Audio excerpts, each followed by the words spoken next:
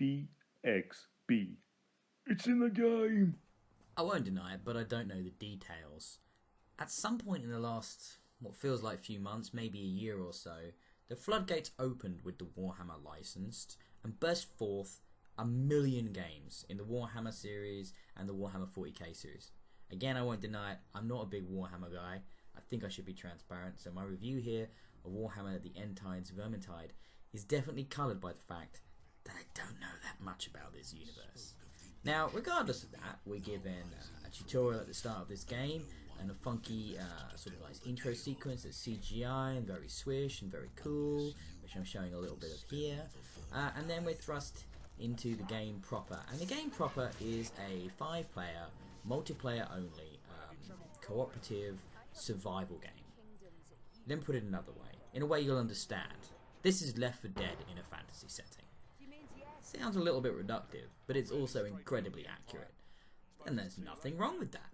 I mean, basically what we have here in Warhammer The End Times Vermintide, now referred to as Vermintide because that's a ridiculously long and annoying title to repeat, is a dark fantasy world in which the end times are approaching and this scourge of the rat men have risen up to try and devour this city which we find ourselves in.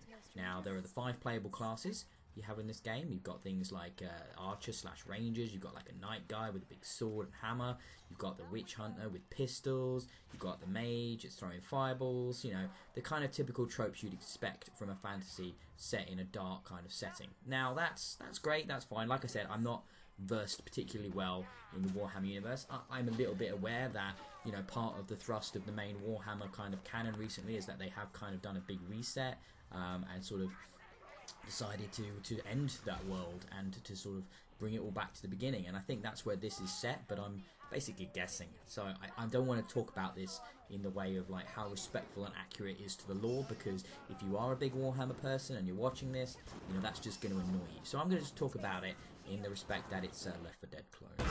Yeah, again, that sounds harsh, but that is what this is, and like I said, there's not that many of those games out there, so it's not that bad when we get another one. It plays fine. Now, much like Left 4 Dead 2, which introduced melee mechanics into that series, this series of games here, this gameplay, I shouldn't say series because it's not a series yet, it might become a series, but we don't know.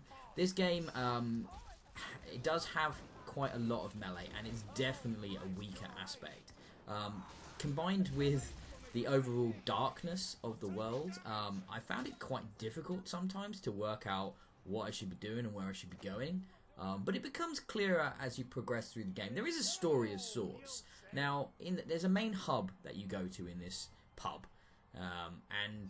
You know, you can go into the world map and be match made into various games. And you can either specify missions you want to do or just do a quick thing. And that will throw you in to any point in the story. And they talk about it having an immersive story. And it does have a fairly sort of trope-ridden, cliche, abundant storyline, and there's nothing wrong with that, and it works perfectly well in this dark setting, but it doesn't make the combat any easier, and melee is definitely a bit hit and miss. I just didn't get good feedback over my combat. When I'm like throwing around my big axe or attacking with my dagger, I just didn't feel like they were connecting with the rat men that well sometimes.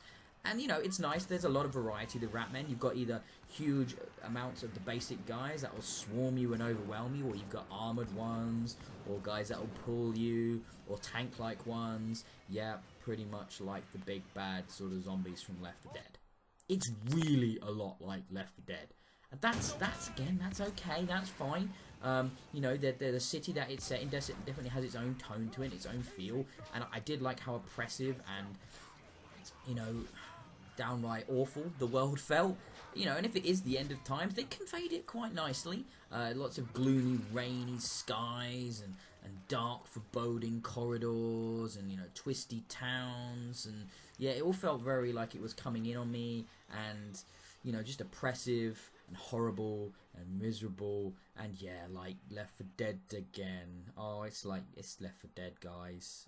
You know, it really is. And if you enjoy Left 4 Dead, and if you enjoy a dark fantasy setting, I think this will be a fun enough game for you to play. You know, beyond that, what Fat Shark have done here, other than clone Left 4 Dead, I can't talk to how accurate this is to the universe it's set in, because I just don't know enough about Warhammer. And if I'd had somebody on my team that knew about Warhammer, I would have passed this to them.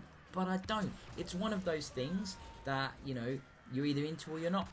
When I was a kid, I didn't have enough money to get into Warhammer. Those miniatures are expensive. But that's one of the cool things, I suppose, about seeing lots of video games about Warhammer now. You don't need to spend that kind of money on the miniatures. You can play this, you can play one of the 40 other Warhammer games that have appeared in recent times. So hey, enjoy it for what it is. It's Left 4 Dead with, you know, mages and shit. So, 3 out of 5 stars. BXB. It's in the game.